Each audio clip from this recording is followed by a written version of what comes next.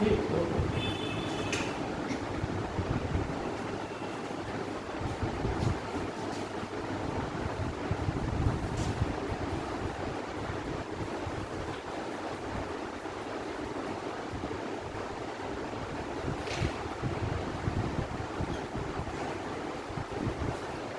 आज और कल का टॉपिक है भक्ति आंदोलन। ठीक है? भक्ति आंदोलन फर्स्ट और भक्ति आंदोलन दो टॉपिक में बांट दिया गया है। तो बच्चों ये भी समझना कि एक होता है प्री परीक्षा ऑब्जेक्टिव। तो एक परीक्षा होती है आपकी लिखित परीक्षा, ठीक है नहीं? ऊंची नौकरियों के लिए जरूरी होता है कि आप दोनों टॉपिक में दोनों प्रकार की प्रक्रिया में पारंगत है, ठीक है ना? इसलिए हमारा ज़्यादातर आप लोगों ने देखा होगा, अन्य जगह पढ़ा होगा, हमारी शैली और अनुलोमी शैली में थोड़ा सा अंतर है कि हम थोड़ा वर्णनात्मक ज़्यादा पढ़ाते हैं, व्याख्या, ठीक है? उसी में जो तथ्य छिपे रहते हैं। और लोगों की शैली में अंतर ये है क्योंकि रोटिंग बाजी में उनका विषय वस्तु नहीं, और हम क्योंकि बड़े लेवल पर पढ़ाते रहे, डिग्री बड़े रहने सैन्य वालों में पढ़ाते रहे, तो हमारी शैली में अंतर यही है कि क्योंकि हम व्याख्यात्मक रूप से भी आप लोगों को बताते हैं, ठीक है? जब भविष्य में जब आप सिविल की तैयारी कर रहे हो तो अंत में इसी चीज़ से आपको नौकरी मिलेगी। इंटरव्यू भी जो है 25-25, 30-30, 50-50 मिनट चलता है। अगर आपके पास विचार नहीं होंगे तो तब तुम कैसे संहिता में बांधेंगे आप, है ना?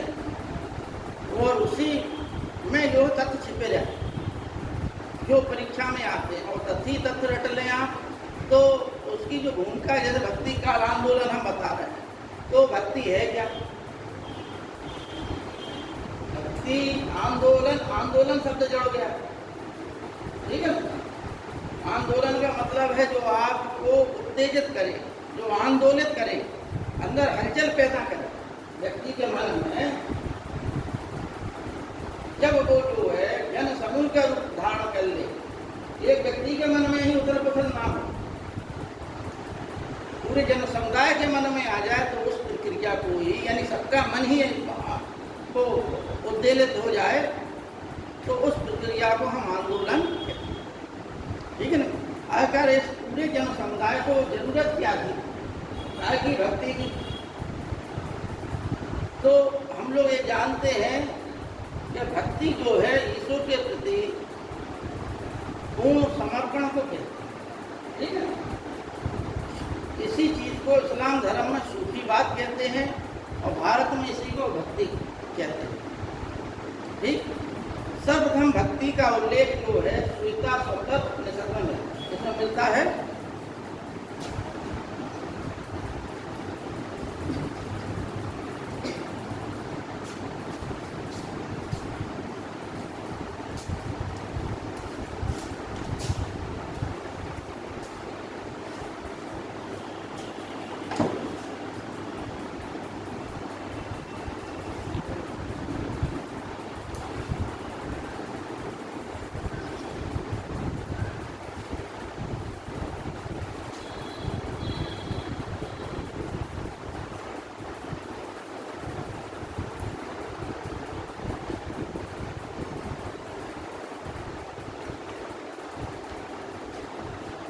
भारत में पुरुषात्मा की संख्या 4 बताई गई। हिंदू पद्धति इतनी वैज्ञानिक पद्धति है कि जिसका आप लोग अनुमान नहीं लगा सकते। समझना बात को गंभीरता से। हिंदू जो पद्धति है, आर्य पद्धति है, वो इतनी वैज्ञानिक है कि जिसके बारे में आप लोग सोच नहीं सकते। आपने जो जीवन धारण किया, उस जीवन का उद्देश्य क्या है? उस जीवन का उद्देश्य पुरुषार्थ है। प्रत्येक व्यक्ति का जीवन हो या कोई प्राणी क्यों ना हो, यानी जीव जंतु तक जो है बिना पुरुषार्थ के जीवित नहीं रह सकते, ठीक है ना? पुरुषार्थ का मतलब होता है पुरुष का प्रयोजन, यानी व्यक्ति का प्रयोजन क्या है, काय का प्रयोजन, जीवन का प्रयोजन। उसके जीवन का उद्देश्य क्या है, उसके जीवन का प्रयोजन क्या है?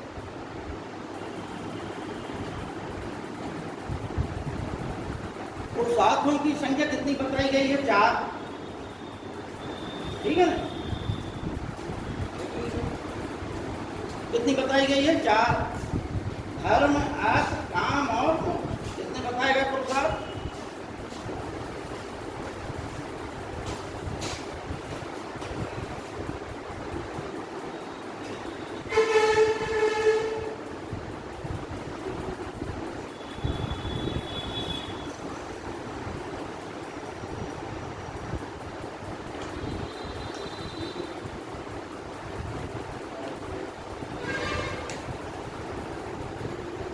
इनकी जो है टॉपिक अगर बनेगा तो ये टॉपिक अलग से पढ़ाया जाएगा, लेकिन फिर भी अंत में क्योंकि भक्ति से हमें जोड़ना है, व्यक्ति के जीवन का अंतिम उद्देश्य क्या है? अंतिम उद्देश्य है मोक्ष। ठीक है? प्रत्येक व्यक्ति चाहता है कि हमने सब काम कर लिए हैं, धर्म का भी, अर्थ का भी, काम भी से भी निवृत्त हो गए हैं। अब ईश्वर के धाम जाने की बारी है। सब इंद्रियां शिथिल हो चुकी हैं, शरीर की कार्य क्षमता घट गई है, नहीं कर पा रहे काम। अब क्या किया जाए? तो क्या किया जाएगा? मतलब सीधी सी बात है, मुक्ति चाहता है आदमी। क्या चाहता है? मुक्ति मतलब मोक्ष। ठीक है? मोक्ष जो है 2-3 प्रकार से व्याख्या किया गया है। अब हम मोक्ष की यहाँ व्याख्या नहीं कर रहे, ठीक? क्योंकि ये टॉपिक बाद में पढ़ाया जाएगा। 100 बात की एक बात आपको ये समझना है कि मोक्ष की ही व्यक्ति का अंतिम लक्ष्य है हिंदू संस्कृति, आर्य संस्कृति। ठीक? अब मोक्ष जो है 3 साधनों से प्राप्त किया जाता है। कौन कौन साधन है? एक ज्ञान साधन, दूसरा कर्म और तीसरा भक्ति। ठीक? ये बातें किसमें कही गई हैं? भगवत गीता। ठीक है ना? इसी को अंत में और रूप में बनी जितनी जो अच्छी व्याख्या ज्ञान, कर्म और भक्ति की गई है। भगवत गीता क्या है? इन तीनों चीजों का समन्वय। ठीक है ना? ज्ञान, कर्म और भक्ति का सुंदर समन्वय है। जिस प्रकार से रस्सी बनाई जाती है 3 धागों से, उसी प्रकार से ज्ञान, कर्म और भक्ति को बढ़िया ऐंठ के एक गीता बना दीजिए भगवान कृष्ण के वचनों के साथ। ज्ञान मार्ग ऐसा है जो बहुत कम, करोड़ों लोगों में एकाध व्यक्ति उस कोटि तक पहुंच सकता है। ठीक? भगवान कृष्ण ने गीता में कहा है कि ध्यान नहीं आ रहा हमको, ज्ञानिना अहम अत्यर्थम प्रिया सा ज्ञानी अत्यंत सुदुर्लभा। यानी ज्ञानी व्यक्ति मुझे अत्यंत प्रिय है, लेकिन ऐसा महात्मा मिलना अत्यंत दुर्लभ। आदि गुरु शंकराचार्य उस कोटि के थे। ठीक है ना? जिन्होंने 3 वर्ष में ही अपनी मातृभाषा पकड़ कर ली। 5 वर्षीय अवस्था में 4 वेद, 6 शास्त्र, 18 पुराण, 5 वर्षीय अवस्था में सब पढ़ लिए और 8 वर्षीय अवस्था में उन्होंने गृह त्याग कर लिया है। और फिर जो है माता से आज्ञा लेके गृह त्याग कर दिया और कहाँ पहुँच गए? नर्मदा नदी के तट पर। वहाँ पे गोविंद योगी एक थे संत, उनसे जो है ये वही तट है जहाँ आप लोग चर्चा कर चुके हम, नर्मदा नदी का तट है, जहाँ 64 योगियों का मंदिर है। बड़े बड़े लोग तपस्या करते हैं, ऋषि मुनि जो है। ठीक है ना? वहाँ पर इनकी भेंट हुई और उनसे इन्होंने शिक्षा ली, संन्यास लिया।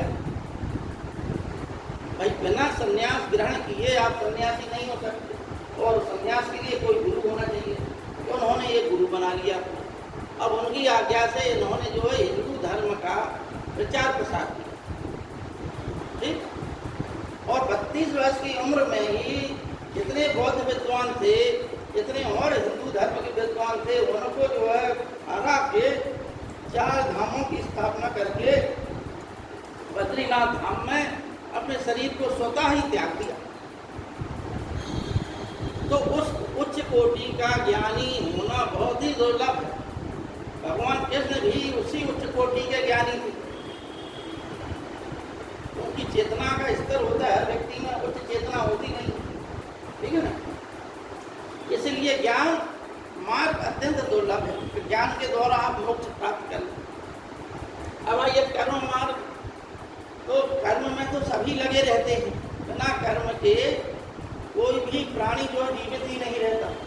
एक चिड़िया भी अपने घोंसले से सुबह उड़ती है, दाना चुगती है और अपने बच्चों के लिए भी दाना ले आती है घोंसले तक, यानी वो भी कर्म कर रही है।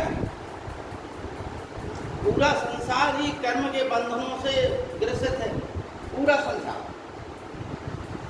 अब कर्म कैसा हो, एक सकाम कर्म होता है, एक निष्काम कर्म होता है।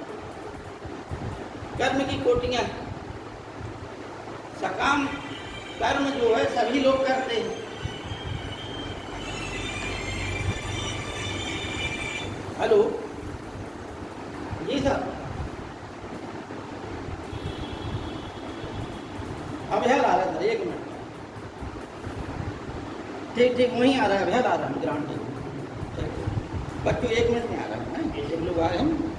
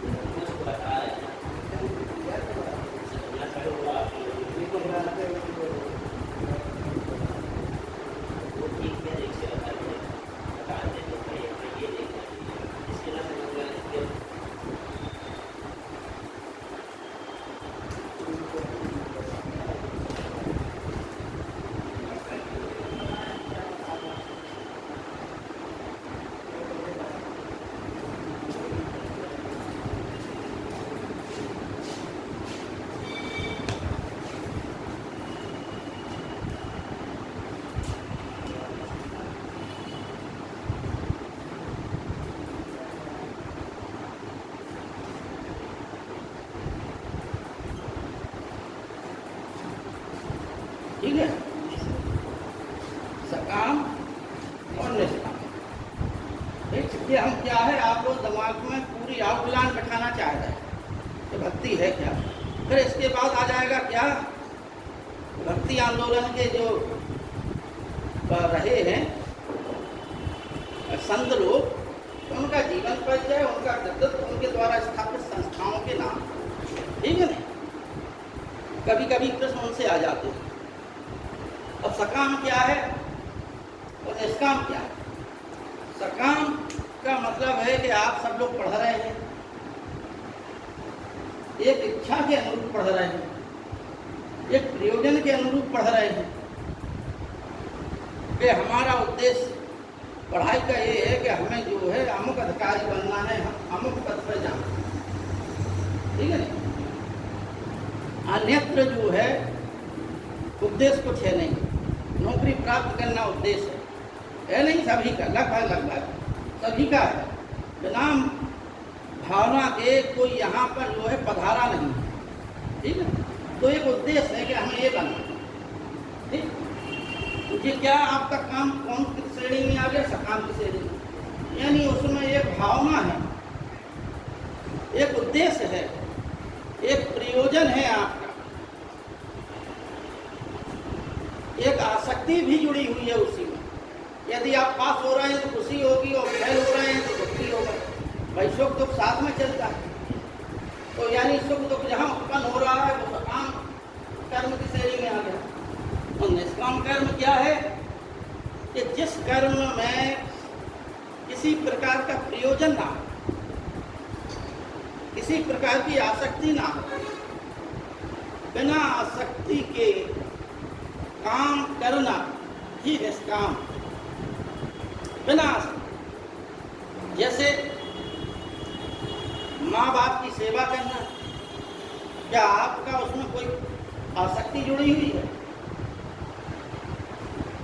आप रास्ते में जा रहे हैं, कोई साइकिल सवार गिर गया है, आपने उठा लिया उसको, ये क्या है कि निष्काम। अब देखिए इसकी उच्च श्रेणी क्या है निष्काम की? कि संसार का यदि आप कोई भी कार्य करें, यानी आप सिविल की भी तैयारी कर रहे हैं, एक प्रयोजन तो है आपका, लेकिन उस प्रयोजन में कर्म जो है निष्काम भाव से हो। यानी हमें पढ़ना है, सिर्फ पढ़ाई के उद्देश्य से पढ़ना है, सिविल सर्वेंट बनने के उद्देश्य से पढ़ना है। इसमें हमारी आसक्ति नहीं जुड़ी है कि हम पास हो रहे हैं तो हम बहुत ज़्यादा उछले, और फेल हो रहे हैं तो बहुत ज़्यादा मतलब अवसाद में चले जाएं। समझना बात? लेकिन जो निष्काम भावना है वही जो है मोक्ष की अवधारणा।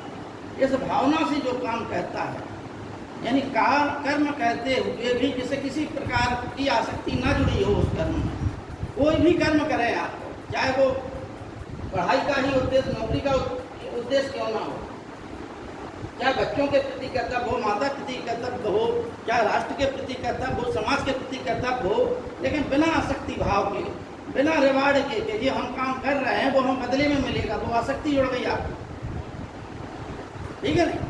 आपको इसलिए करना है कि it is your duty. Can't एक बहुत बड़े दार्शनिक थे जर्मनी के, उन्होंने कहा ड्यूटीज फॉर ड्यूटीज से, कर्तव्य के लिए, कर्म जो है कर्म के लिए ही करें आप, वो निष्काम कर्म है। कर्म किसके लिए कर रहे हैं आप? कर्म करने के लिए कर रहे हैं, उसमें आसक्ति मत जोड़िए। ये मत जोड़िए कि आप जो साइकिल सवार गिर गया है उसको उठा लिया, इस उद्देश्य से उठा लिया कि कल के दिन आप गिरेंगे तो कोई आपको उठा ले। उसमें क्या है? आसक्ति जुड़ गई। आप माता पिता की सेवा इसलिए कर रहे हो कि कल के दिन आपके बच्चे होंगे तो वो भी आपकी सेवा करें, और उन्होंने सेवा नहीं की तो आपको बड़ा अवसाद होगा, बड़ा दुख होगा। इसलिए कि आप तो जिंदगी भर पैर दबाते रहे, माता पिता के आज्ञाकारी पुत्र बने रहे, कल के दिन आपके बच्चे होंगे, उन्होंने आपकी सेवा नहीं की तो आपको बड़ा अवसाद होगा कि हम तो मर गए जिंदगी भर कहते कहते, और हमारे बच्चे जब जैसे नारायण, वहाँ दुख होगा, आपको हृदय टूट जाएगा, आपका अवसाद में चले जाएंगे आप। क्यों? क्योंकि आपका उसमें आसक्ति जुड़ी हुई थी काम, ठीक है नहीं, काम में आसक्ति जुड़ी हुई थी, इसलिए आपको दुख होता है। हर संसार के हर प्राणी को दुख होता है यदि वो सकाम भाव से करता है, ठीक। इसलिए निष्काम भाव से करेंगे, निष्काम भाव से काम करेंगे तो आपको उस काम में आनंद की प्राप्ति होगी, यानी खुशी प्राप्त होगी आपको। एक अंदर से जो है आप आत्मसंतुष्ट रहेंगे, ठीक है ना, क्योंकि उसमें किसी प्रकार की आसक्ति नहीं, आपने कर्म को कर्म के लिए किया है। तो इस श्रेणी का कर्म करेंगे तो आप ये समझिए कि जब काम में ही आपको खुशी पैदा हो, काम में ही आपको आनंद की प्राप्ति होने लगी, कर्म में ही आप अध्ययन कर रहे हैं, अगर आपको आनंद की प्राप्ति नहीं हो रही है तो ये समझिए कि ये जो एक बाधा है, ठीक है ना। आप तभी तक पढ़ रहे हो जब तक कि आपका उद्देश्य है उद्देश्य पूर्ण हुआ, किताबें उधर फेंक दी आपने। तमाम लोग हैं किताबें छोड़ देते क्योंकि वो बन गए डीएम, बन गए एसडीएम, बन गए पुलिसकर्मी, जहाँ नौकरी लगी पढ़ाई खत्म। वो क्या है, उनकी मजबूरी थी पढ़ाई करनी। हमारे एक मित्र हैं, नौकरी लग गई हैदराबाद में, अध्ययन से बोले पढ़ाई ही नहीं हो पाई। ठीक है, पढ़ाई क्यों नहीं हो पाई? क्योंकि तुमने पढ़ाई को इसलिए पढ़ा था कि तुम्हारी उसमें आसक्ति थी तब तक जब तक कि नौकरी नहीं लगी थी। और नौकरी लग गई है तो अब आप रिलैक्स हो गए पूर्णतः। अब पढ़ना का टाइम ही नहीं निकल रहा है। उससे पहले आप स्कूल में पढ़ाने के पहले ज़्यादा व्यस्त थे, अब जो है नौकरी लग गई आप कम व्यस्त हैं और अध्ययन से ही जुड़े, तब आपको पढ़ने के लिए समय नहीं मिला।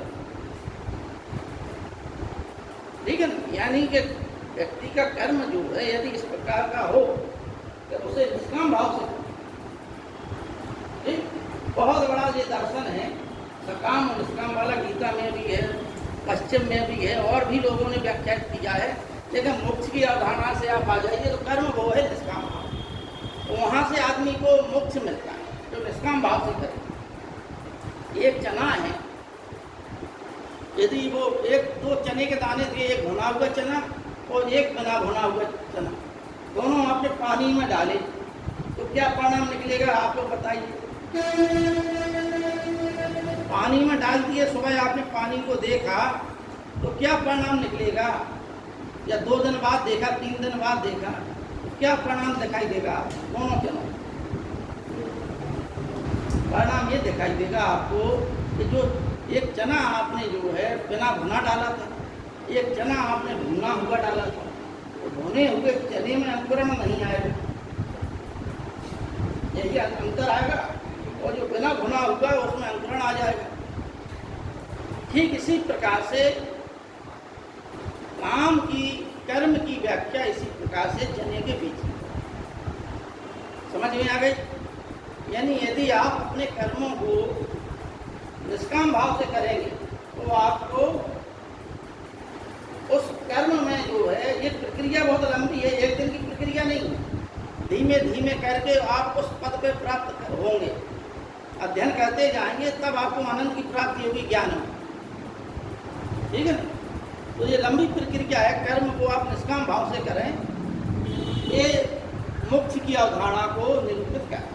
ठीक, गीता में अनेक उपदेश दिए गए। एक श्लोक सब लोग बोलते हैं, कर्मण्येवाधिकारस्ते मा फलेषु कदाचन ना कर्म फले दुर्भोग माते संगो कर्म नहीं।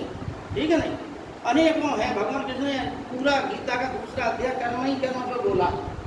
ठीक है ना, इसलिए जिसको पढ़ना है कर्म योग, तो गीता का दूसरा अध्याय पढ़ना।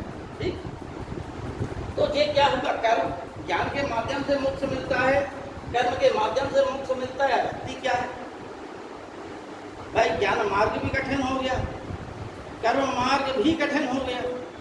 ऐसा आदि बहुत ही कम मिलेंगे जो निष्काम भाव से कर्म करें। हर व्यक्ति का कोई ना कोई आसक्ति जुड़ जाती है, बहुत ही कम ऐसे। भाई जो ज्ञानी होगा वही निष्काम कर्म से करेगा। तो ज्ञानी और निष्काम कर्म दोनों आपस में जुड़े हुए हैं।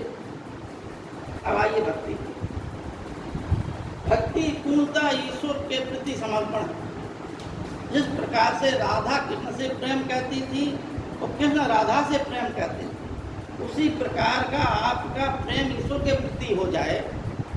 यानी पूर्ण समर्पण, पूर्ण एकाकार, जहाँ पर द्वैत ना रहे, जहाँ दो की प्रतीति ना हो। ठीक है, जहाँ दोनों एक हो जाए, मतलब आत्मा और परमात्मा दोनों का एकाकार हो जाए, जहाँ वो भाव ही खत्म हो जाएगा भक्त कौन है और ईश्वर कौन है। ईश्वर के प्रति पूर्ण समर्पण की भावना ही भक्ति है। ठीक, यानी भक्ति क्या है? हर व्यक्ति अपना सकता है। एक साधारण आदमी भी ईश्वर का भजन कीर्तन कर सकता है। ठीक, यह जो है भक्ति है। भक्ति के बारे में कहा गया है कि भक्ति द्रव्य उपजी लाए रामानंद, और प्रकट किया कबीर ने 7 दीप 9 खंड। ठीक, भक्ति से शुरुआत जो है भागवत पुराण की भी होती है। भागवत पुराण की जो है भक्ति माँ है, तो ज्ञान और कर्म उसके 2 लड़के, वो दोनों बूढ़े हो गए हैं और भक्ति जवान। तो क्योंकि कलयुग में जो है भक्ति ही रह गई है। कौन निष्काम कर्मयोगी है और कौन ज्ञानी है, ये तो बहुत दूर की चीज़ ही होगी। वहीं से शुरुआत हुई। जब वो अपने बच्चों को जवान करने के लिए गुजरात क्षेत्र ले आई, वहाँ पर जो है नारद मुनि मिले, उन्होंने फिर उन्हें और लोगों से मिलवाया, फिर वो पूरी भागवत की कहानी बनी तो कैसे जो है मुक्ति मिली, ठीक है नहीं। फिर राजा परीक्षित की कहानी जुड़ गई। फिर भगवान कृष्ण का पूरा जो है कि पहले जो है पूरे अवतारों की कहानी आई विष्णु भगवान के, और अंत में जो कृष्णावतार की कहानी, ठीक। इस प्रकार से भक्ति क्या है? भक्ति एक सरल माध्यम। ईश्वर निर्गुण भी है, निराकार भी है और साकार भी है, सगुण भी है। इस प्रकार से आप लोग ये समझ लीजिए कि भक्ति जो है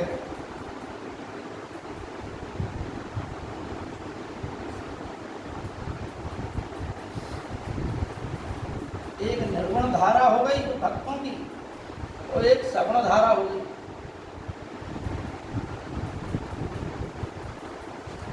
ठीक है, सगुण निर्गुण धारा में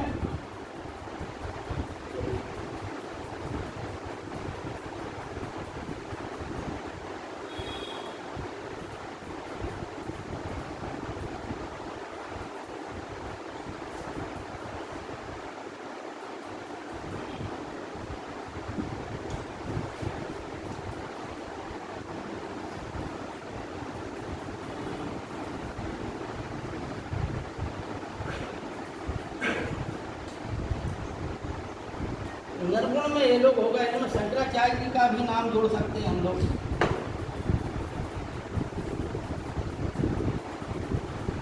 तो सगुण धारा दो भागों में फिर बट गई।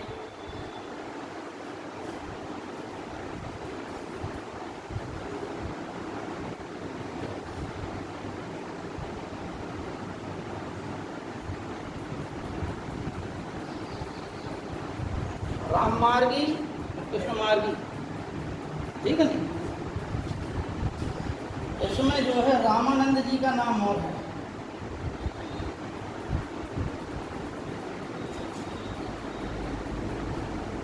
राम मार्गी में सबसे प्रमुख है तुलसीदास जी।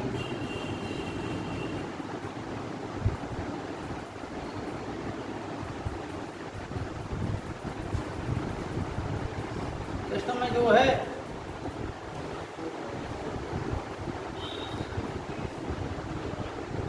सूरदास, चैतन्य महाप्रभु,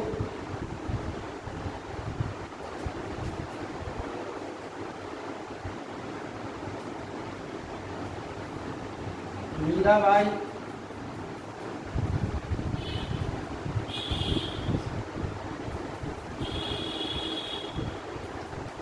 रस खान,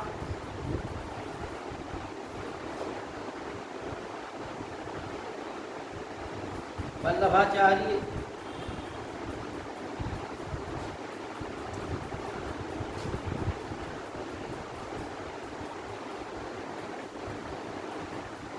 रामानुजाचार्य आदि, हम ज्ञानदेव, नामदेव, तुकाराम महाराष्ट्र के, ये सभी आ जाते हैं। तुकाराम, रामदास, क्योंकि इनके में भी भरकरी और धरकरी संप्रदाय चलता। महाराष्ट्र में विठोबा के उपासक थे, विठोबा मतलब विष्णु कृष्ण, ठीक है ना। इनमें क्या होगा कि इनमें भी दो शाखाएं महाराष्ट्र में हो गई। कौन कौन सी? धरकरी संप्रदाय और भरकरी संप्रदाय, ठीक। देखो, भरकरी और धरकरी में अंतर ये है कि एक लोग विष्णु को मानते हैं, एक लोग कृष्ण को मानते हैं, इतना अंतर है, ठीक है, इतना अंतर। अरे है तो अपनी अपनी अलग अलग व्याख्या है। हाँ। ये ज्ञान मार्ग है, इतना सरल नहीं है। अरे कौन सा आता है ना, ज्ञानाश्रय शाखा और प्रेमाश्रय, वो हिंदी मैंने इसका हाँ इतिहास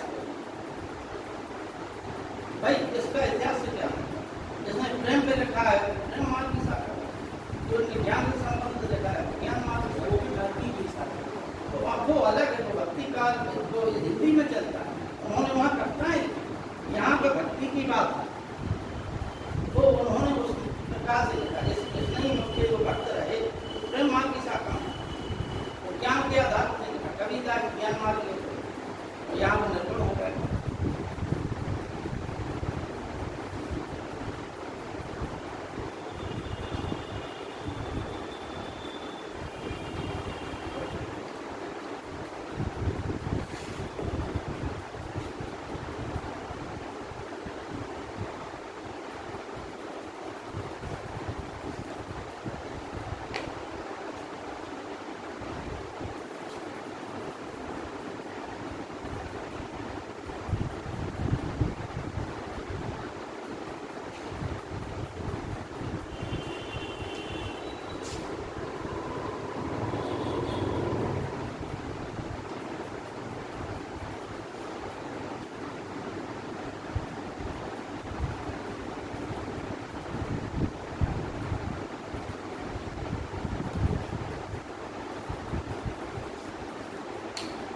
भगवान कृष्ण ने भगवत गीता में कहा है कि नाम भक्ता पुनः संति, हे अर्जुन मेरे भक्तों का की कभी दुर्गति नहीं होती।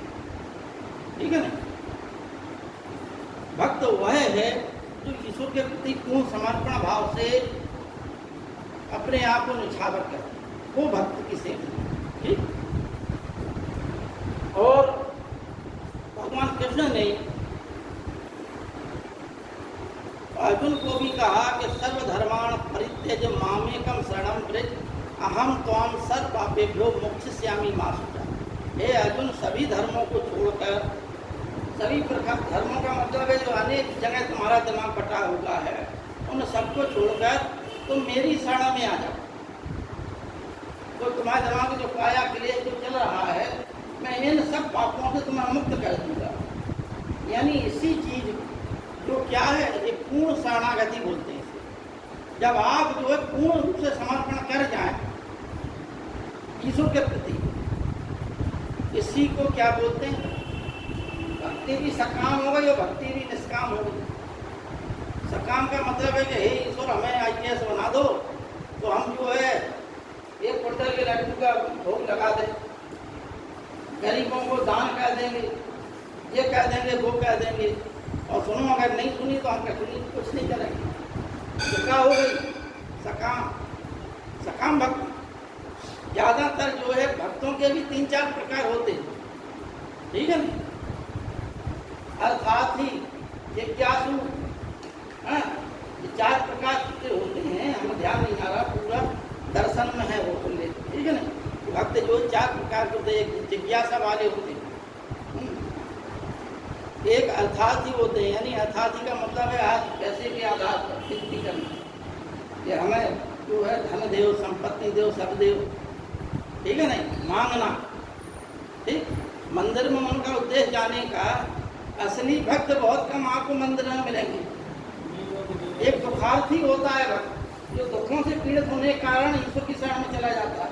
तो जब खुशी के दिन होते हैं, सुख के दिन होते हैं, तो मंदिर के आसपास भी नहीं भटकता दिखाई देगा। लेकिन जब दुखों का पहाड़ टूट जाएगा तो भगवान की शरण में आ जाएंगे। लेकिन ज़्यादा दुख हो गया तो वहाँ चले जाए, राजस्थान है, बजरंगबली है वहाँ पे, तो ले आते हैं अपने घर में उनका दरबार।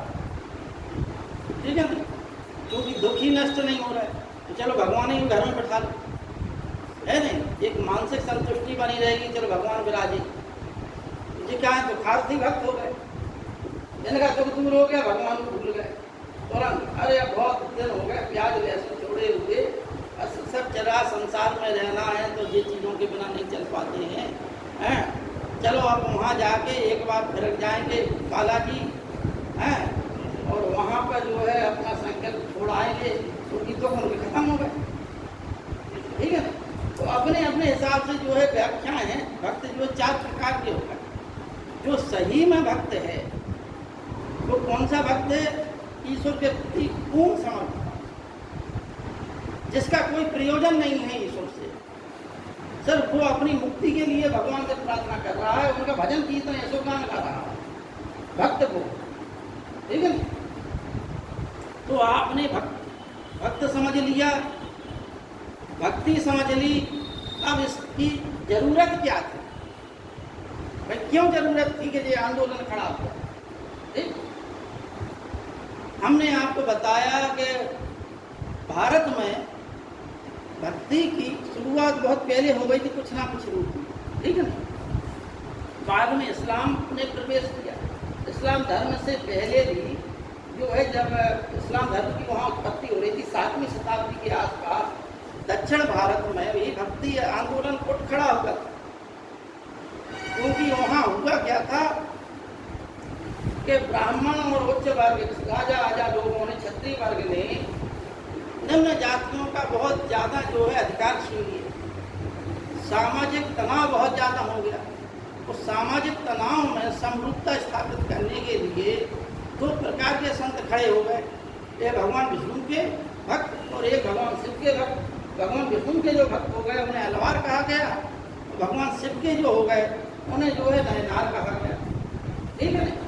अलवार संतों की संख्या जो है, जो भगवान विष्णु के भक्त थे, उनकी संख्या 12 बताई गई है, जिसमें पूनम पे कोयलई हैं और कुलशेखर, कुलशेखर है, मधुर कवि है, ये सब जो है। आंडाल एक महिला थी। एक प्रमुख ऐसे लोग हैं जिन्होंने भगवान विष्णु के गीत गाए, ठीक है ना। इसी प्रकार से नयनार संतों की संख्या 63 बताई गई है, जो भगवान शिव के, ठीक है ना। इनके भक्ति की जो है देवारम्य है, उनमें से त्रिज्ञान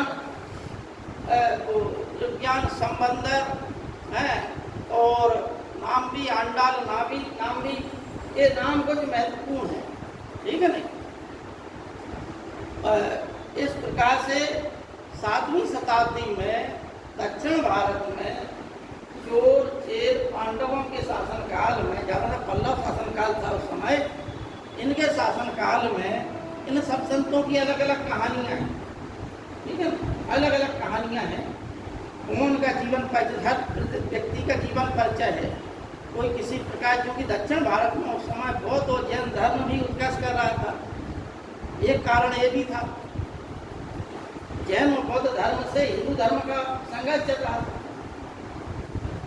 इधर जो है उच्च जाति निम्न जातियों का शोषण कर रही थी, तो इन संतों ने जो जातिगत असमानता थी उसको दूर करने के लिए, रामानुजाचार्य ही पहले ऐसे संत थे जिन्होंने निम्न जातियों के लिए भी साल में एक दिन निर्धारित कर दिया था कि इनको भी भगवान के दर्शन करना जरूरी है।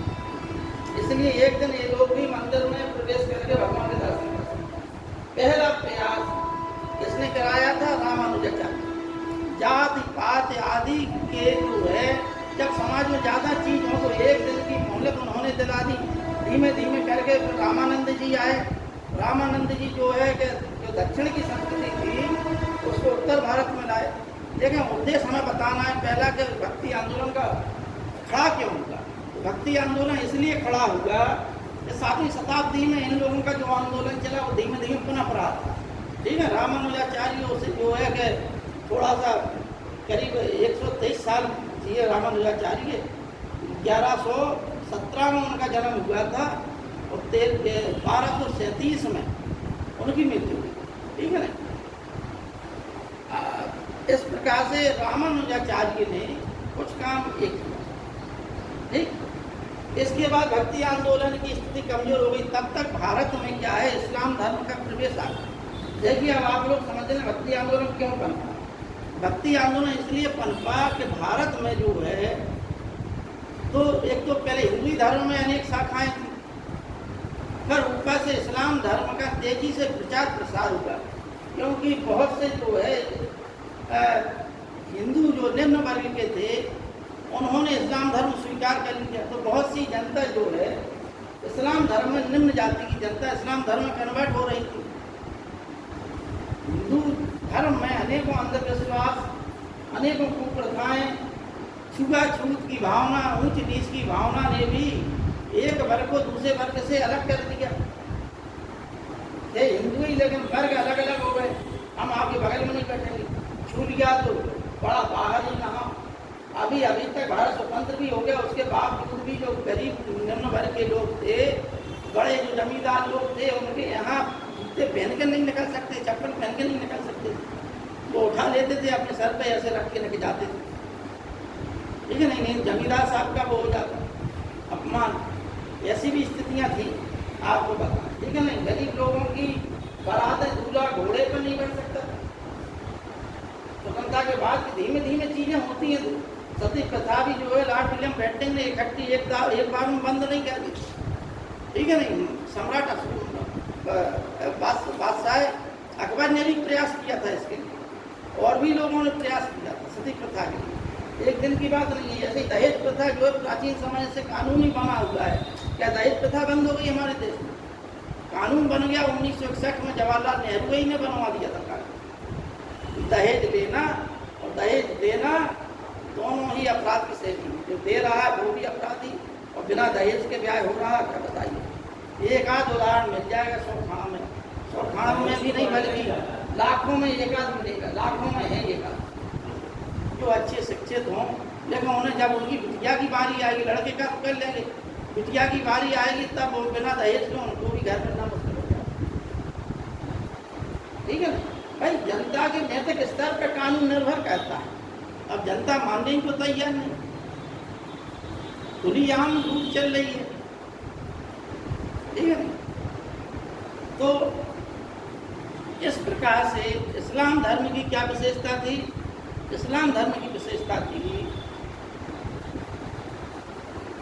बंधुत्व, भाईचारा। बंधुत्व भाईचारा क्या था कि सभी जो है एक समान है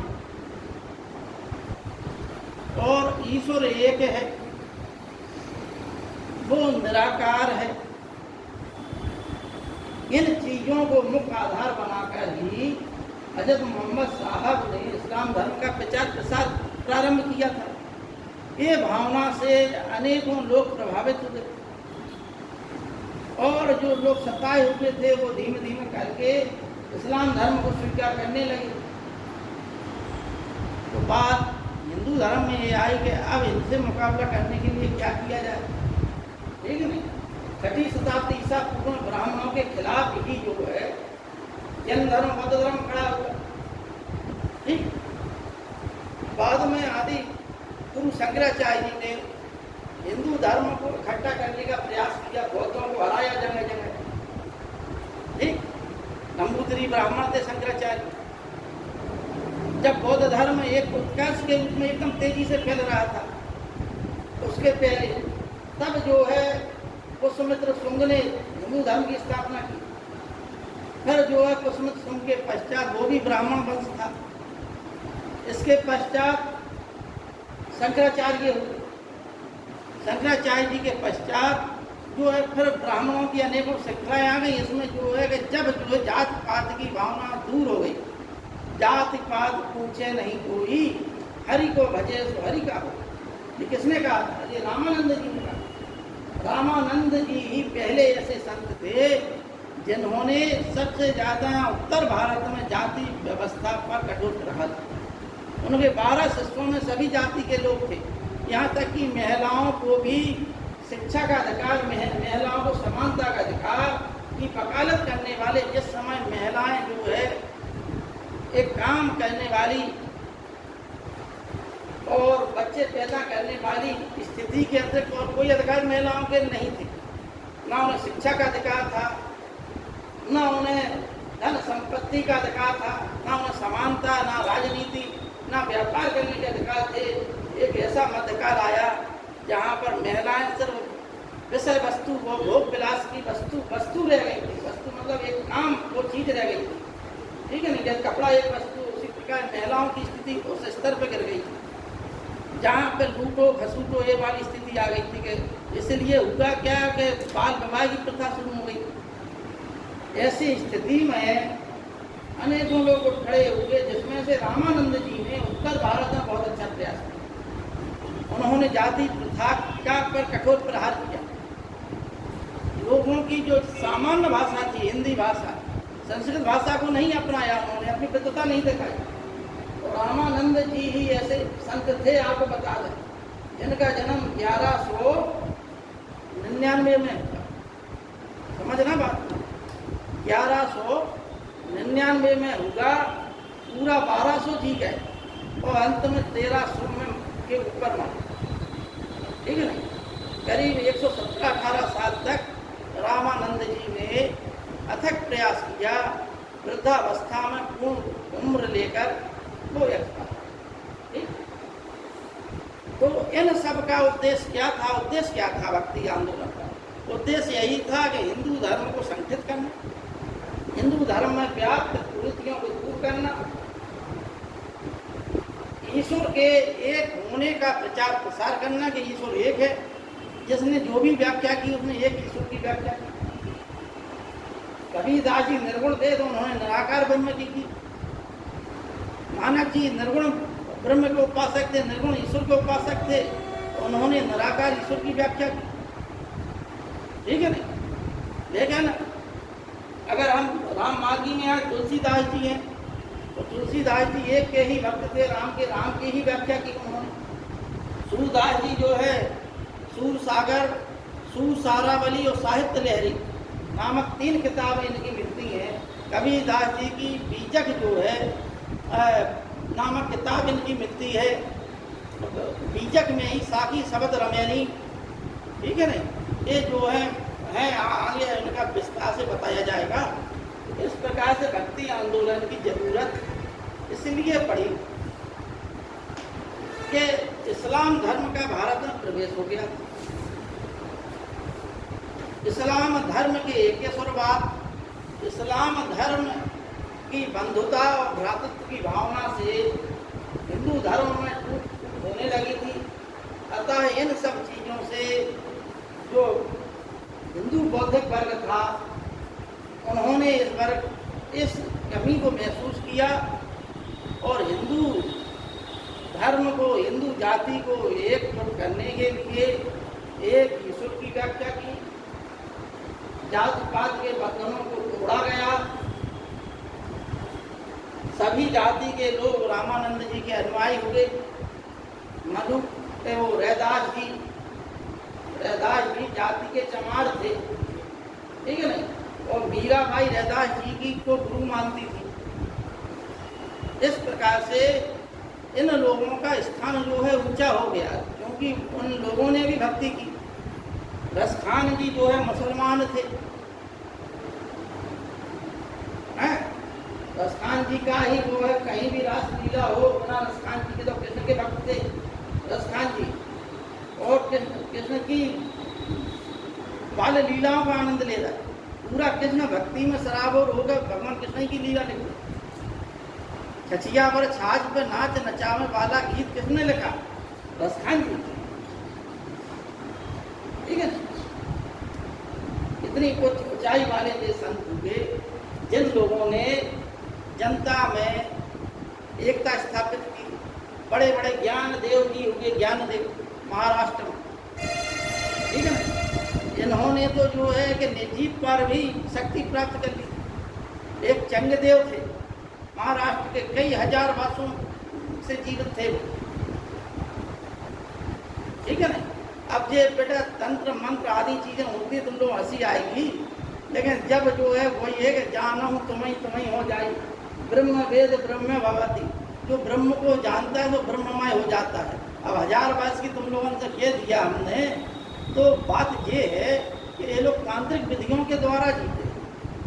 अनेक साधनाएं होती हैं। अगर आप वो जिस किसी को भी, जैसे विवेकानंद जी को जिज्ञासा थी, हर जगह कहते रहते थे क्या तुमने ईश्वर को देखा, क्या तुमने ईश्वर को देखा।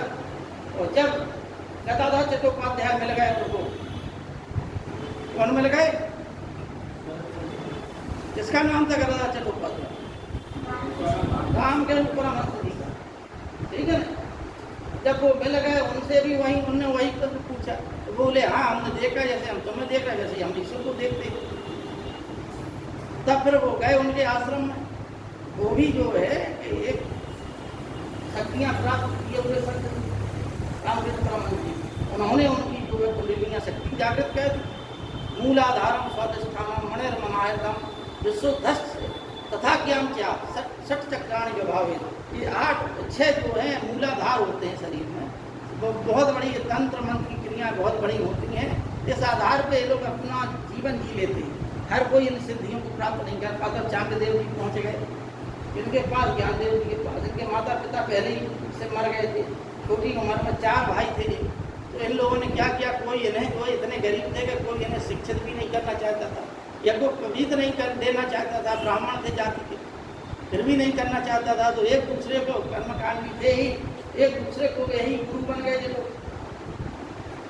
एक दूसरे का ही यज्ञोपवीत कर दिया। अब ज्ञानदेव जी इनमें सबसे ज़्यादा विख्यात हो गए, ज्ञान के उच्च शिखर पर पहुँच गए, इतने बड़े हो गए। इनका मतलब महाराष्ट्र में जाएंगे, यहाँ आप उत्तर भारत में बैठे हैं, महाराष्ट्र के सबसे बड़े संत ज्ञानदेव। इसके बाद रामदास जी इसलिए प्रसिद्धि पा गए कि वो शिवाजी महाराज के खुद थे, ठीक है नहीं। तो कहा वो चांगदेव मिलने आए तो उस समय दातुन कर रहे थे, सुबह सुबह एक दीवार पर बैठे हुए। तो उन्होंने क्या किया, चांगदेव जी ने एक शेर को पकड़ा, बस में किया और सांप से उसकी रस्सी बनाई और उसके गले में बांध के चले आए, हाँकते हुए शेर को उसके ऊपर बैठे, ठीक है नहीं। बोले हमने सुना है ज्ञानदेव बड़े संत हैं, करके दिखाएं चमत्कार। तो लोग बात पहुँचे तो उन्होंने कहा, दीवार से कह दिया ज्ञानदेव जी ने कि चलो भाई उन संत के स्वागत के लिए, ठीक है नहीं। तो वो दीवार जो है उनके साथ चलती, जहाँ बैठे हुए थे साथ ही में चलती। अब चांगदेव जी ने देखा तो बड़ा हतप्रभ हो गए कि हम तो जीवों पर ही जो है नियंत्रण कर पाए, और ये निर्जीवों पर भी नियंत्रण है, ये हमसे भी ऊँचे पहुँचे हुए। इस प्रकार के भी अनेकों व्याख्यान हैं, अनेकों कहानियाँ, सभी ये बड़े बड़े संत हुए हैं, एकाध दिन की साधना से नहीं हो जाते, उस समय की कहानियाँ हैं, ठीक है नहीं। और उसमें जो है आडंबर भी आ जाते हैं।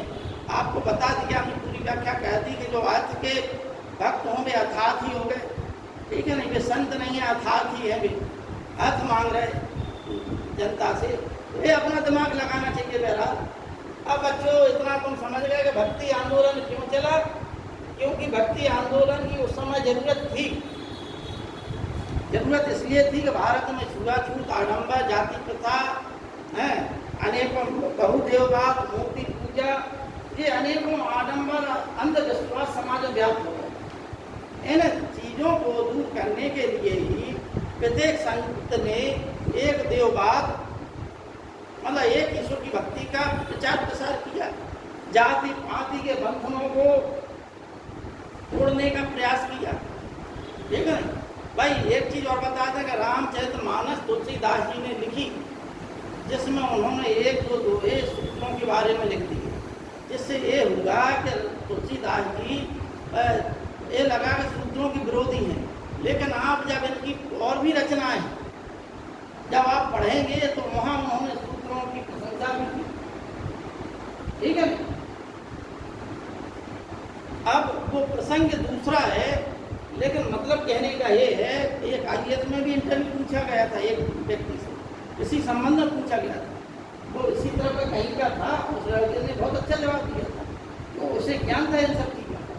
आप अच्छे वातावरण में रहेंगे, जैसे इलाहाबाद है, क्या बोलते दिल्ली है, दिल्ली में और अच्छा कंपटीशन है IAS का, तो वहाँ वातावरण में दिन ना रात यही बातें होती हैं। एक एक चीज़ पर अनुसंधान करते हैं बच्चे, आपस में चर्चा होती है। एक पद होता है अर्थ एवं सांख्यिकी अधिकारी, ठीक है ना। यहाँ एक बगल में रहते थे पांडे जी, वो गए थे, उनसे पूछ लिया प्रश्न कि ये बताओ जो साधु संत लोग हैं वो 108 लिखते हैं, 108 क्यों लिखते हैं, ठीक है ना। ये शब्द जो है ज्योतिष से जुड़ा हुआ है, ज्योतिष को अध्यात्म से जोड़ दिया गया। हम लोग सिर्फ जो है अभी इसलिए हंसते हैं कि 108 लिखा है, कहते हैं कि नहीं, लेकिन जब इसकी प्रमाणिकता मालूम चल जाए, इसका विज्ञान से हम जोड़ दें तो तुम्हें आश्चर्य हो जाएगा, ठीक। नक्षत्र कितने होते हैं? नक्षत्रों की संख्या कितनी है? ब्रह्मांड, पूरा जो ब्रह्मांड है, उस ब्रह्मांड में जो हमें रात में दिखाई देता है, नक्षत्र का मतलब विशेष तारों के समूह को हम नक्षत्र कहते हैं, ठीक है। उनकी संख्या 27 होता है, ठीक। ये तारों के निश्चित समूहों को क्या, ठीक, उसी प्रकार राशियां बनाई हैं, 12 राशियां होती हैं, ठीक। तो प्रत्येक नक्षत्र जो है 4 चरण चलता है, जो हमारे आ उ ए रा मा पा, ये सब क्या है, ये नक्षत्रों के चरण हैं। आपका नाम आपकी राशि पर रखा गया है, वो नक्षत्र उस राशि में उतने समय के लिए चल रहा है। एक राशि में एक नक्षत्र 4 बार चलता है, 2.5 चरण ऐसे कुछ है। तो 27 चौकों कितने हो गए? एक नक्षत्र 4 चरण चलता है, तो 27 चौकों कितने हो गए? 108 हुए। यानी 108 का मतलब है कि जो पूरे ब्रह्मांड की व्यवस्था को जानता है, जो पूरे ब्रह्मांड को जानता है। ब्रह्मांड का नायक कौन है? ब्रह्म। जो ब्रह्म को जानता है, ब्रह्म ज्ञान को जानता है, वही 108 लिखने का अधिकार। बताइए तो सांख्य के अधिकारी से 108 का प्रश्न, ठीक है। अथवा हम क्या पूरे ज्ञान गुंजा पूरे बता दे तो 108 की व्याख्या हो गया ना। 100 साल का बूढ़ा भी नहीं बता पाएगा। यज्ञाचार्य व्यज्ञाचार्य बहुत कम लोग बता पाते हैं, ठीक है ना। लेकिन आपको जो है इन सब चीज़ों में जरूरी नहीं है कि आप बहुत इसमें लगे रहें। एक लोग सिविल सर्विस की तैयारी कर रहे थे, अब उसमें आता है इसमें उपनिषद सत्यमेव जयते किससे लिया गया है? ओम सहना भवतु सहनो भुनक्तु किससे लिया गया? गायत्री मंत्र किससे लिया गया है? अस्तो माँ सतगमाय ज्योतिर्मा तमसो गमाय मृत्युर्मा अमृतम गमाय, जिस किस उपनिषद से लिया गया? यम नचिकेता संवाद किस उपनिषद में? अब वो लगे उपनिषदों की पढ़ाई करने के लिए, ठीक है। तो ये क्या है? भटका है टोटल। आपको उपनिषदों का तैयारी की दृष्टि से उपसंहार पढ़ना है। इसका मूल सार क्या है इस उपनिषद का? खत्म बात है। उसको पूरे पढ़ने से क्या मतलब? ऐतिहासिक किताबों में स्वयं लिखा है, ये सब दार्शनिक किताबों में सब उपनिषदों का, उपनिषद एक दर्शन है, ये सब चीज़ें लिखी हुई हैं, ठीक है ना। इस प्रकार से आपने ये सब समझ लिया, ठीक। अब देखिए इसमें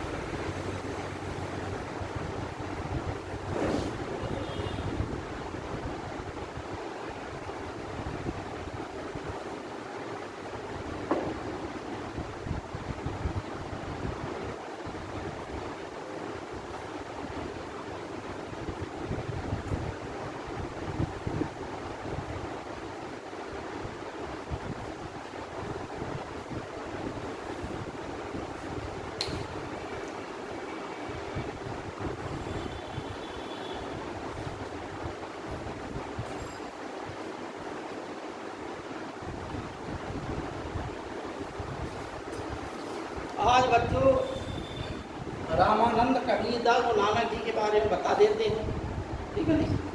कल जो है जो और हैं जैसे मीराबाई है, ये महाराष्ट्र के हैं तुकाराम, रामदास, एकनाथ, सूरदास, तुलसीदास, चैतन्य महाप्रभु है, इनके बारे में बता देंगे कल, ठीक है ना। कुछ और तथ्य हैं वो कल लिखा देंगे। तो रामानंद जी के बारे में हमने बताया था कि भक्ति दृढ़ उपजी लाए रामानंद और प्रकट किया कबीर ने 7 दीप में। रामानंद जी का जन्म 1199 ईस्वी में प्रयाग में हुआ। ठीक है, प्रयाग मतलब इलाहाबाद। ठीक, यह जो है कानकुब्ज ब्राह्मण थे। ठीक है ना।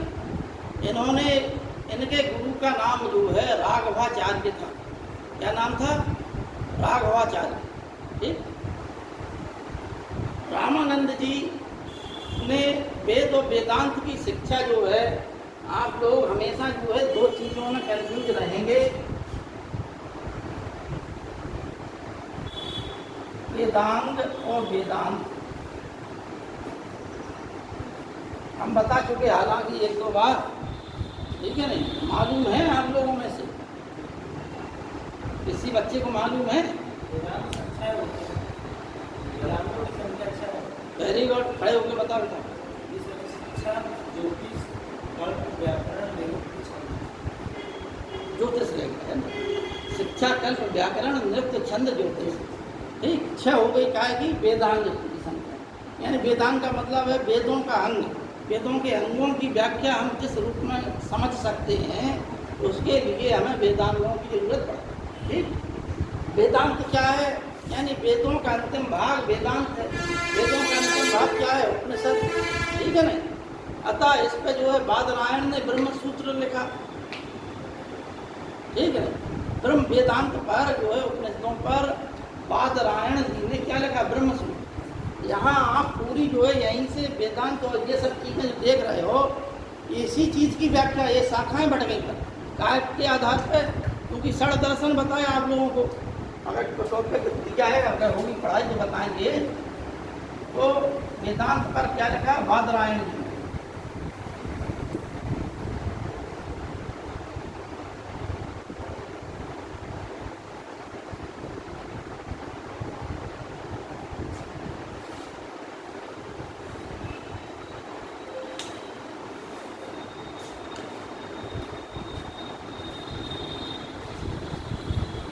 इसी आधार पर ब्रह्म सूत्र बादरायण जी ने लिखा, और इसी की व्याख्या करने के लिए शंकराचार्य, रामानुजाचार्य, मध्वाचार्य, नंबाकाचार्य और चैतन्य महाप्रभु ने अलग अलग किस पे लिखा है। सीधी सी बात है कि ईश्वर क्या है, आत्मा क्या है, जीव या चैतन्य क्या है, और चेतन यानी जगत क्या है, जड़ पदार्थ। इनसे संबंधित ही जो जिसने जिस रूप में ईश्वर को जाना, उस रूप में उसने व्याख्या कर दी। ठीक है ना। इसी प्रकार शंकराचार्य जी ने अद्वैतवाद लिखा।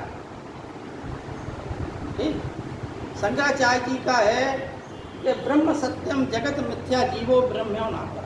एक प्रसिद्ध वाक्य है इनका। अनेकों गीता पर, उपनिषदों पर, बादरायण के ब्रह्म सूत्र पर इन्होंने भाष्य लिखा।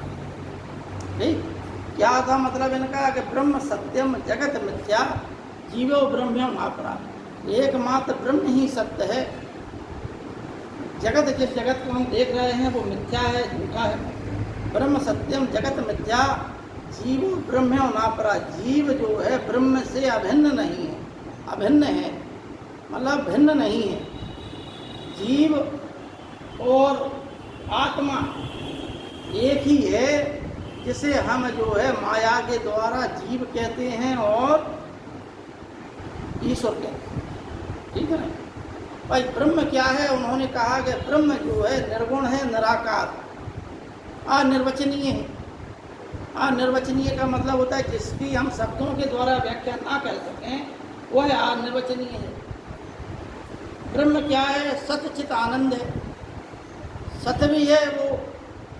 सत्य क्या है? वेदांत की भाषा में सत्य वह है जिसकी तीनों कालों में सत्ता बाधित रहे। ठीक है ना। सत्ता क्या है? सत्ताएं 3 है।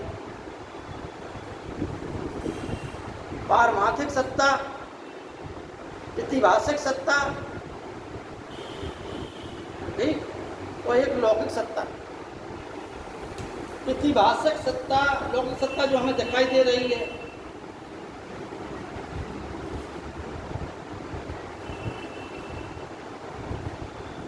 प्रतिभाषक सत्ता जिसकी हमें प्रतीति होती, स्वप्न में हम सही मानते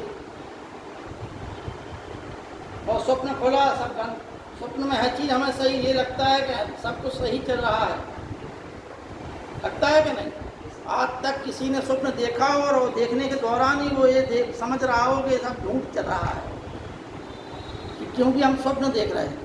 किसी को आज तक एहसास हुआ, किसी प्राणी को नहीं होता, ठीक है नहीं? उसको क्या बोलते हैं? प्रतिभाषक सत्ता, जिसका सिर्फ आभास होता है कुछ समय के लिए, ठीक है नहीं? जिस आभास हो, इसका बहुत बड़ा दर्शन, शंकराचार्य ने बहुत बड़ा दर्शन दिया इसका, ठीक? उन्होंने कहा कि आप जा रहे हैं, रास्ते में आपको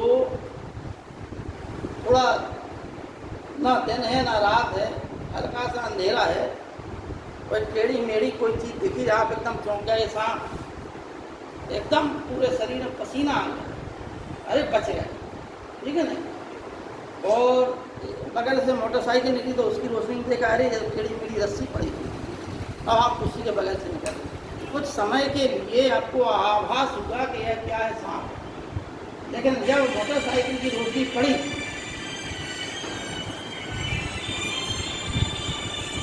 हेलो, यही है, पढ़ा रहे अभी हम अभ्यदा योजना,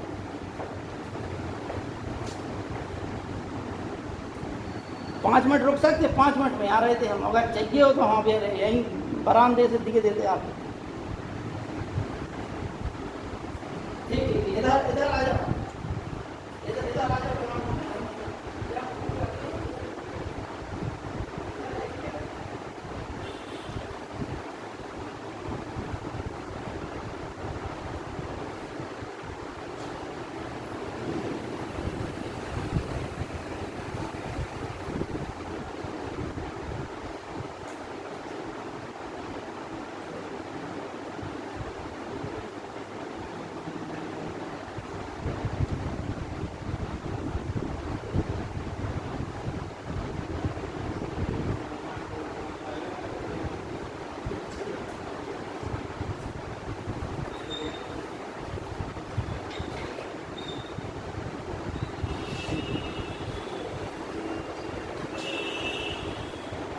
प्रकार से उन्होंने, शंकराचार्य जी ने अनेकों प्रकार से इन चीज़ों की व्याख्या की। कल जो है इसका कछु अगर समय बचा तो बता देंगे आप लोगों को। इसी आधार पे इन सभी विद्वानों ने ईश्वर की, ब्रह्म की अलग अलग व्याख्या की। एक की अगर शंकराचार्य जी की व्याख्या बता देंगे तो वह उसी को इन लोगों ने खंडन करके अलग अलग प्रकार से किया। शंकराचार्य जी का मूल ये था कि जो जिसे हम ईश्वर कह रहे हैं, जिसे हम ब्रह्म कह रहे हैं, वह हम सब लोग ही हैं। जिस प्रकार से एक चांद है आकाश में और 17 घड़े हैं रखे हुए हैं, और चांद की बिंब जो है सब में पड़ा रहा है, तो क्या 17 चांद हो गए क्या? चांद एक ही रहेगा। उसी प्रकार से ब्रह्म एक है, जो 17 घड़े हैं, तो माया रूपी, माया का चक्कर है। माया ने इस प्रकार से बुद्धि को भ्रमित कर दिया है कि हमें जो है ये प्रतीति हो नहीं रही है कि हम जो है वही है जो वो है, ठीक है ना। जिस प्रकार से एक आग से आपने चिंगारी ले ली तो वो क्या चिंगारी उस आग का अंग नहीं थी? क्या उस चिंगारी से आप आग नहीं लगा पाएंगे? क्या उस चिंगारी और उस आग में अंतर है? बिल्कुल नहीं। शंकराचार्य जी का दर्शन इसी चीज़ को प्रमाणित करता है, लेकिन उस चीज़ को जानने के लिए अनेकों उन्होंने चीज़ें बताई। जब आप पूरा दर्शन समझ जाएंगे तो अपने आप आपको उनका दर्शन समझ में आ जाएगा, बात समझ में आ जाएगी।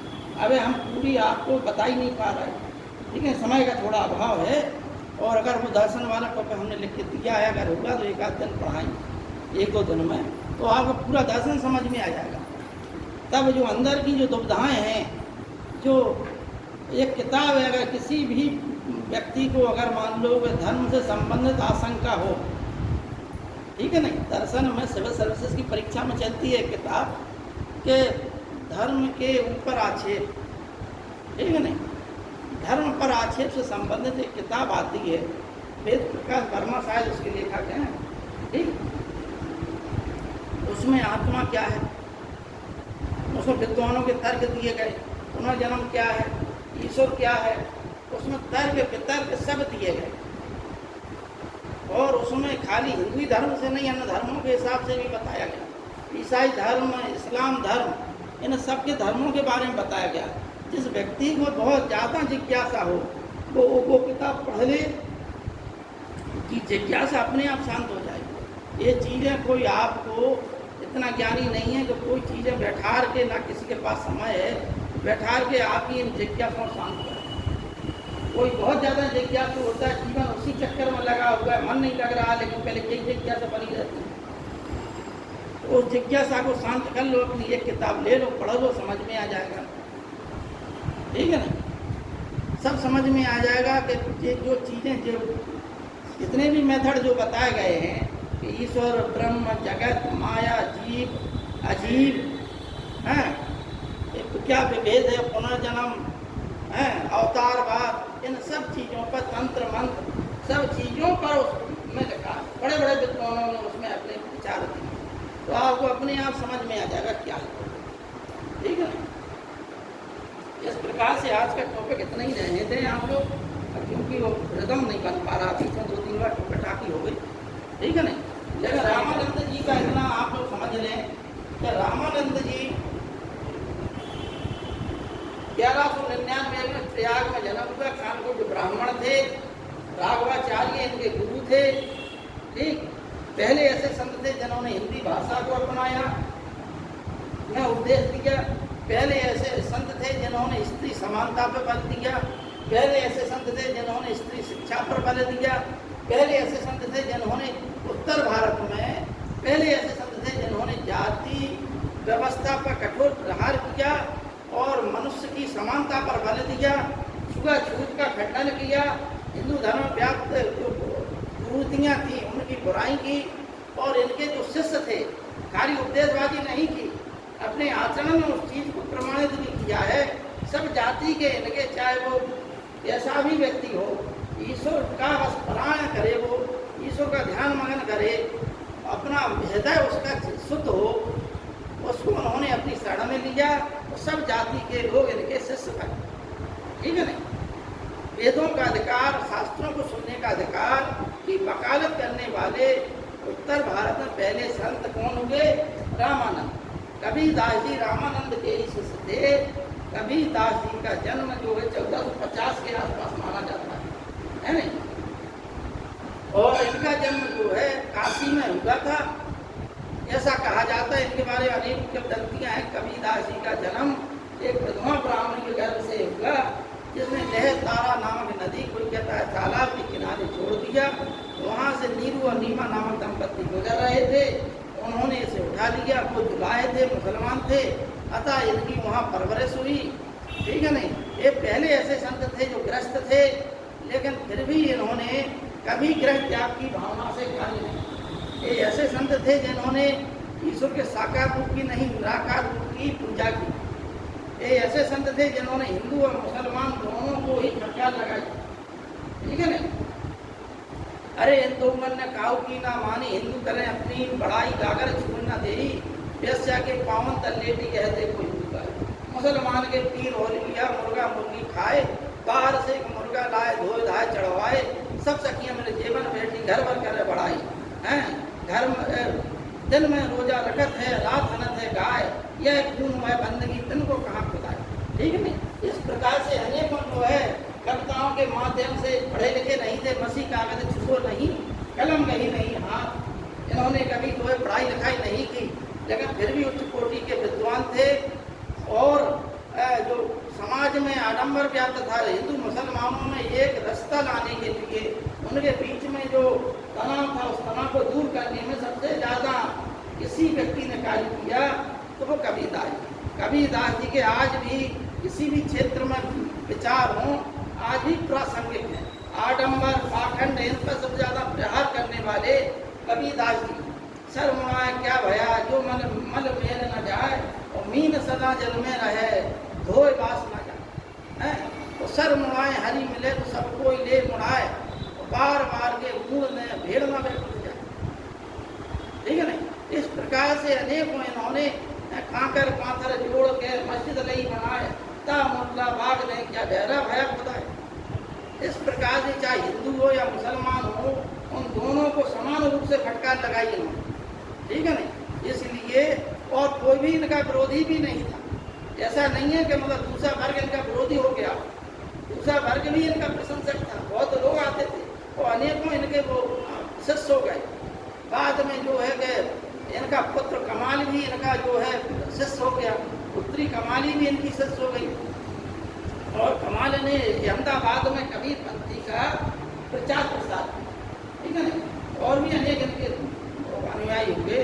अंत में कबीरदास जी की जब मृत्यु का समय आया तो लोग बाबा ने कहा कि आप काशी में मरिए, क्योंकि काशी में मरने पर जो है व्यक्ति को स्वर्ग की प्राप्ति होती है।